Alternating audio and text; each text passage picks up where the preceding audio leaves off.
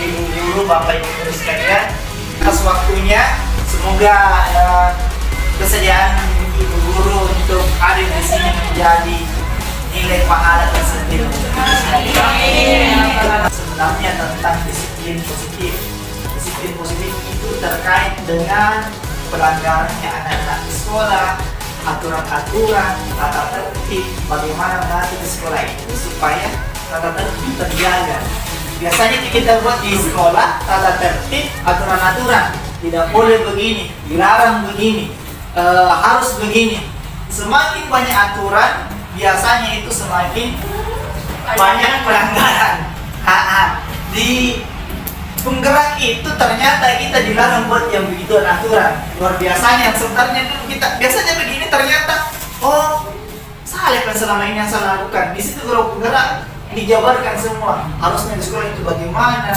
Jadi bukan lagi aturan, tapi dibuat semacam keyakinan kelas. Nanti kita akan melangkah selanjutnya. Ada yang bisa mengutarakan pendapatnya apa itu tentang disiplin? Mengikuti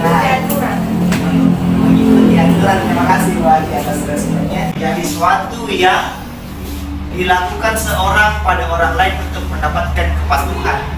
Siapa yang patuh pasti dia yang disiplin.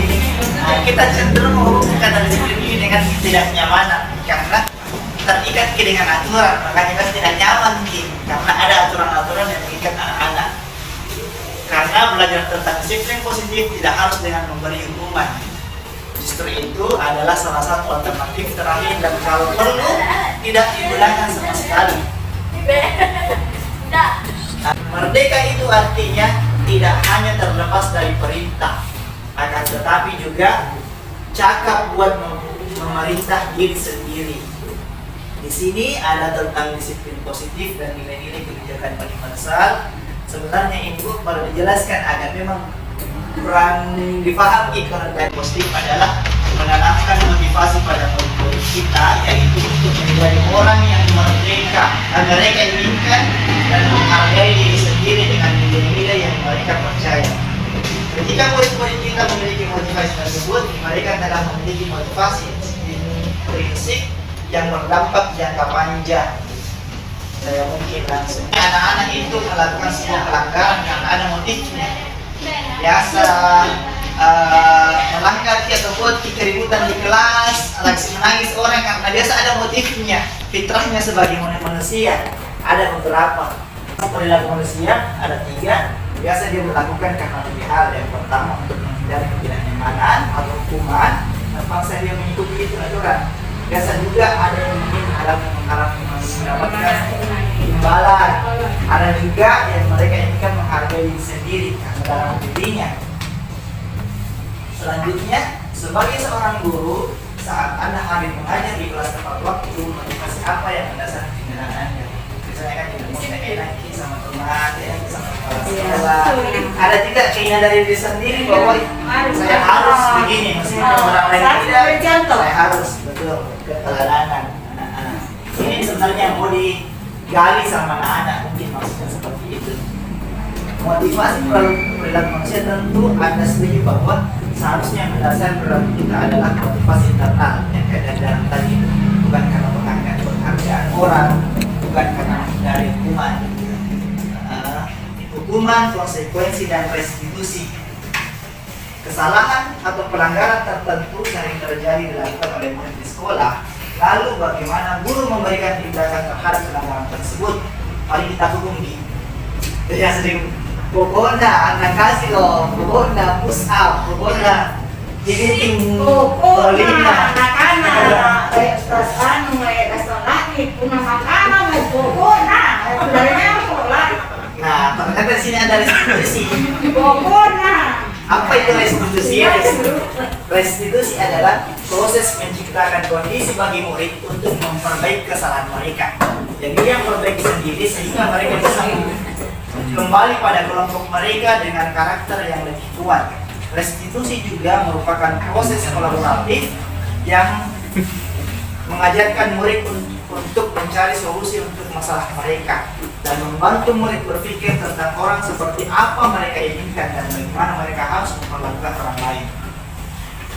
Di sini hukuman, konsekuensi, perbedaannya hukuman sesuatu yang menyakitkan, kalau konsekuensi itu sesuatu harus terjadi. Oleh restitusi merupakan pilihan. Contohnya bu, maksudnya begini. Kalau anak-anak melanggar ki, kita biasa langsung hukum ki. Oh menyapu kok, oh push up. Tapi kalau restitusi, dia biasa ditanya ki, apa pelanggarannya, terus bagaimana untuk memperbaiki ini, apa yang kamu bisa lakukan untuk menebus kesalahannya. Maksudnya seperti itu restitusi. Kembali ke anaknya supaya dia merasa seperti itu. Oke, kemudian ada di sini hukuman bersifat tidak terencana atau tiba-tiba. Anak atau murid tidak tahu apa yang akan terjadi dan tidak dilibatkan. Hukuman bersifat satu arah dari pihak guru yang memberikan, dan murid hanya menerima suatu hukuman tanpa melalui suatu kesepakatan atau pengarahan dari pihak guru, baik sebelum atau sesudahnya. Ini maksudnya biasa hukumannya biasa disepakati maksudnya. Konsekuensi sudah terencana atau sudah disepakati, sudah dibahas dan disetujui oleh murid dan guru. Umumnya berasal dari guru. Melalui pendekatan restitusi, ketika murid berbuat salah, guru akan menanggapi dengan mengajak murid berefleksi tentang apa yang dapat mereka lakukan untuk kesalahan mereka, sehingga mereka menjadi pribadi yang lebih baik dan menghargai dirinya.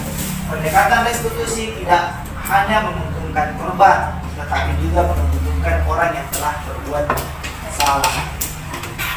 Nah, di sini ada 5 posisi tak sebagai guru untuk menghukum siswa. Biasanya ada 5.